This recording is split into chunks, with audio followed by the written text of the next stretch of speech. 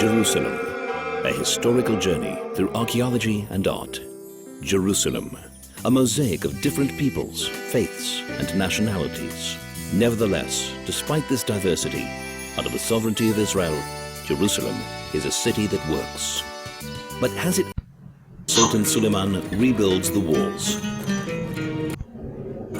And Sultan Suleiman rebuilds the walls. His son King Solomon builds the first temple. His son King Solomon builds the first temple.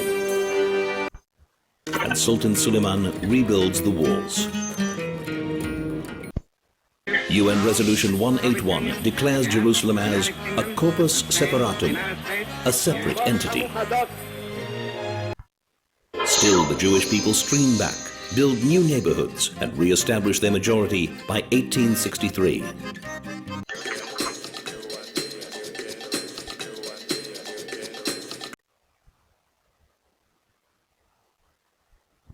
The veil was made of fine linen in colors of red and blue, embroidered with angels.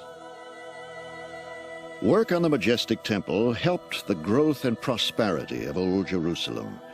The wonder of the beautiful, mystical building fired the imaginations of the entire empire. From all over the ancient world, throngs streamed to Solomon's temple in wonderment.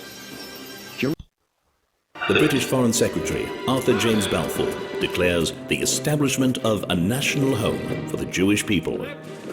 Britain receives a mandate to create a Jewish homeland, but forbids Jews from blowing the shofar or reading holy scrolls at the Western Wall.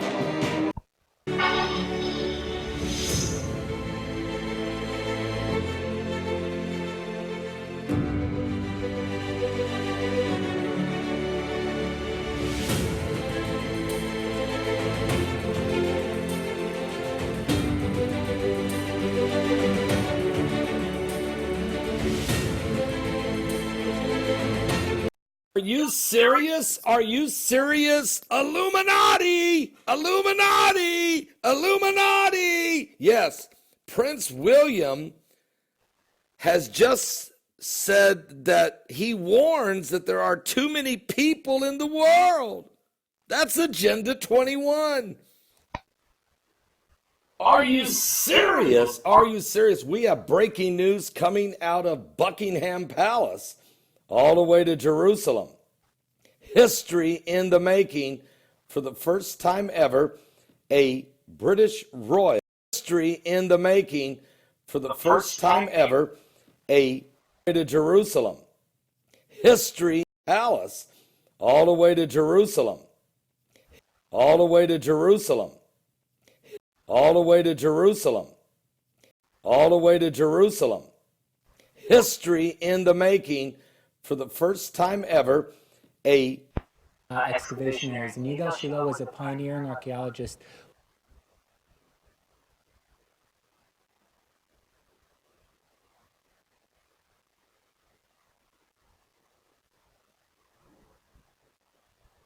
who excavated many areas in the city of David. And amazingly, he discovered the destruction of the first temple city. And we're standing in one of the houses covered in destruction during that time. Joe, but this area also attests to the many battles that enveloped Jerusalem, and you are holding arrowheads that attest to that. Can you tell us a little bit more? Interesting.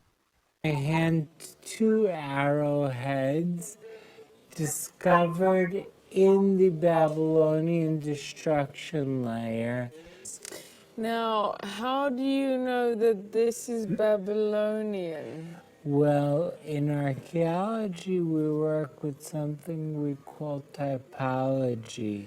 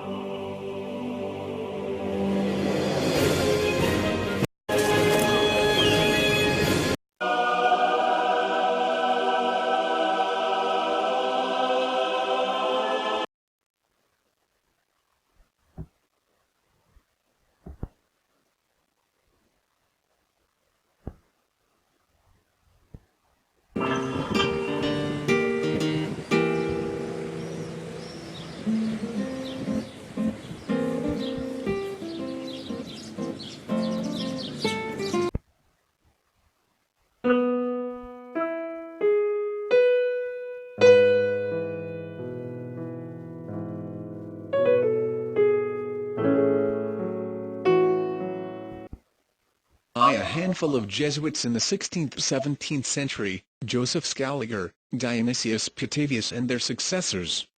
We have grown so accustomed to a timeline that runs through many millennia. A handful of Jesuits in the 16th-17th century. As we know, it was created by a handful of Jesuits in the 16th-17th century, Joseph Scaliger, Dionysius Petavius and their successors. German inventor Johannes Gutenberg made a breakthrough in 1450. After years of experimentation, he finally completed a printing press which revolutionized printing. The first book he published in 1456 established the growing dominance of European society on the world stage, a 4th century Latin edition of the Bible. Within 40 years, Gutenberg's presses were built in Italy, France, England and elsewhere. But the printing press didn't completely take off until the English Civil War in the mid-17th century. The Levellers used printed publications to advocate radical democratic reform, and the Royalists to defend the established order. But the printing press didn't completely take off until the English Civil War in the mid-17th century. Christian princes, we present you with this book, the most valuable thing this world affords. The moderator of the Church of Scotland then continued, "Here is wisdom, this is the royal law, these are the lively oracles of God." Are these meaningless words in the modern secular world? Is there a government of God? This is the greatest issue that needs to be resolved in the mind of the civilized world.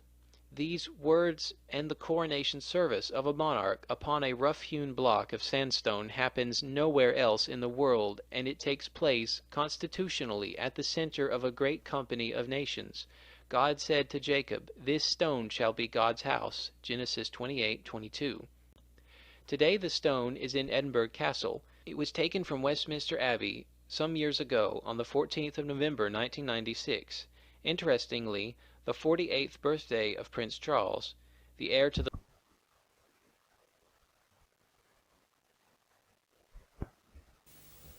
The torch was taken up by a brilliant, aggressive and somewhat forceful member of an Irish aristocratic family from the far west of Ireland.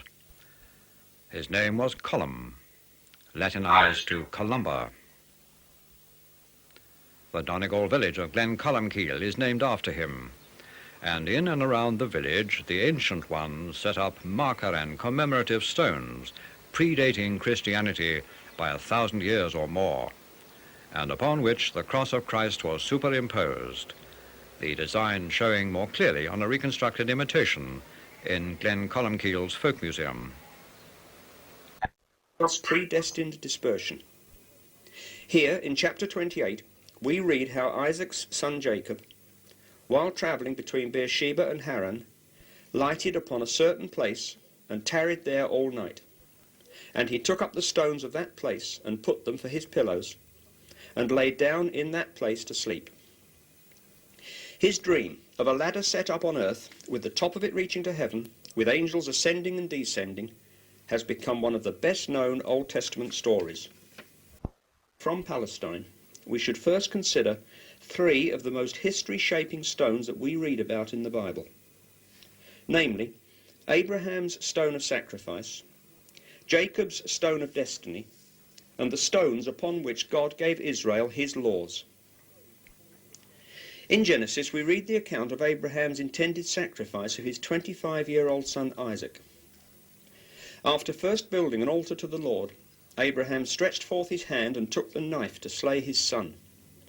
But God forbade him, saying, "Lay not thine hand upon the lad, neither do thou anything unto him." What evidences can we muster to turn back the calendar nearly 4,000 years to around 1868 to 70 BC, when the patriarch Abraham, progenitor of the tribes of Israel, manifested his faith in God by this act? Where might one expect to see that rock upon which he offered his son? In Jerusalem is the Dome of the Rock, an Islamic mosque built in the 7th century upon the site of King Solomon's temple on Mount Moriah.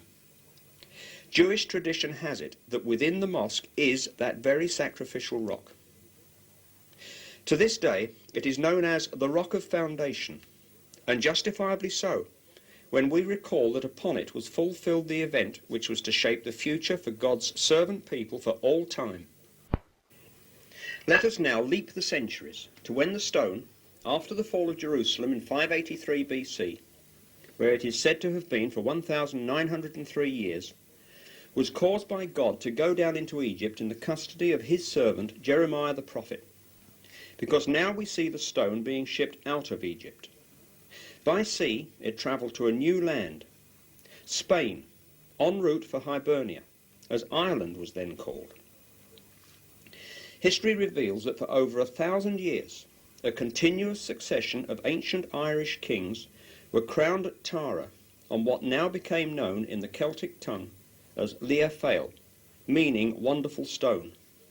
For more than 3 weeks in order to get to Sudan. The Ethiopian Jews claim to be one of the original 12 tribes of Israel, lost for 2,000 years in Africa. When the Israelis decided that the Ethiopians were indeed Jews, one of the 12 lost tribes of Israel, they realized that they're going to have to smuggle 20,000 people out of East Africa, a region almost universally hostile to Israel. Destruction layer. Now, how do you know that this is Babylonian? Well, in archaeology, we work with something we call typology. Types.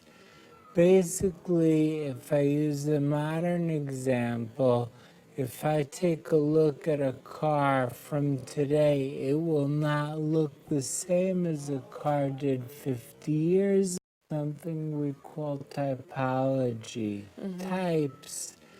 Basically, if I use a modern example, if I take a look at a car from today, it will not look the same as a car did 50 years ago.